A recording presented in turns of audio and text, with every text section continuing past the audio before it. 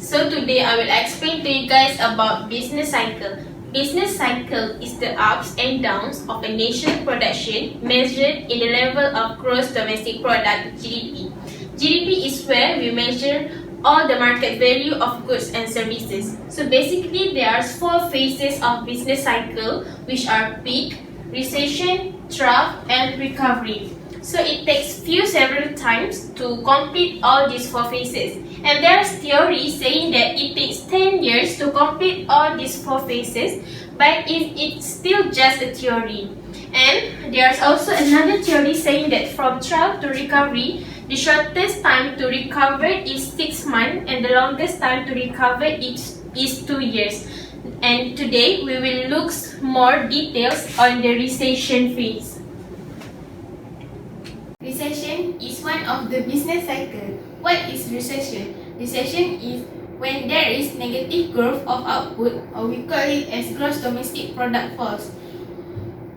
Recession can be declared after 6 months decline in gross domestic product. What happened in recession? So when recession happens, there is unemployment rate increase and the production will be decreased due to less of workers. When the firms reduce their workers, the household income will be decreased and their consumption expenditure also will be decreased. It is because when there is recession, they need to spend less during recession period and they need to save more to use in the future. And the business also will be decrease their investment because they want to minimize their loss, and it will lead to GDP falls. And because of that, there we can see that leakage is greater than injection because the consumer spend less than saving and business decrease their investment. Now I'm going to explain about unemployment.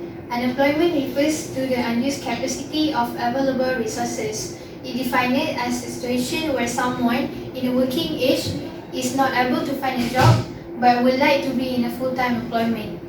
In this case, the economy is also said to be underproducing, which we can see in the PPC. The unemployment point is here. It means the resources are used below its capacity. Okay, so if the economy uses all of its resources, it can produce more products to satisfy the unlimited human wants. In this unemployment,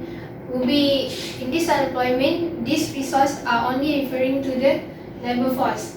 So there are two positions of labor force in Malaysia, which are labor force and not labor force. In the not labor force, there are 2 types of it, which is unable to work, and another one is able but not willing to work. And in the labor force, which will be focusing on the labor force, which is employed and unemployed. Employed, there are 2 types of employed, which are part-time worker and the full-time worker. And there are 3 types of unemployment, which are frictional unemployment, structural unemployment, and the cyclical unemployment. Okay, I will continue about unemployment. Unemployment have 3 types: frictional unemployment, structural unemployment, and cyclical unemployment. Frictional unemployment is caused by the normal time to search for a job by workers. For example, fresh graduates. Structural unemployment is caused by outdated or mismatched skills by the workers. For example, CFS IIUM staff had to move to Kuantan, but some of them were not able to move and they had to resign. Cyclical unemployment is happen during recession. During recession, our economy is slowed down and then the firms will decrease their production and lead to the increase in unemployment rate.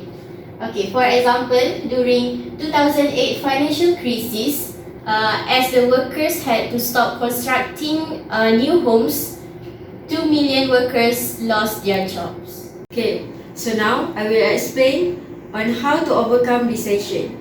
As we know, when recession, leakage is much greater than injection. So, government will cut down the taxes. So, when the taxes have been cut down, the disposable income will increase, that lead to the increase in consumption, increase in aggregate demand, and this will lead to increase in GDP. Next, government will also reduce government expenditure by cutting down unnecessary projects and focus on infrastructure development. So, this will give more job opportunity. When unemployment rate decrease, this will offer more job. Then, the production can fully utilize their labor. They make this U point move along the PPC curve. And when the household got their job, their income will increase and increase in consumption, and this will lead to increase in aggregate demand and increase in GDP. I think that's all from us. Thank you for listening.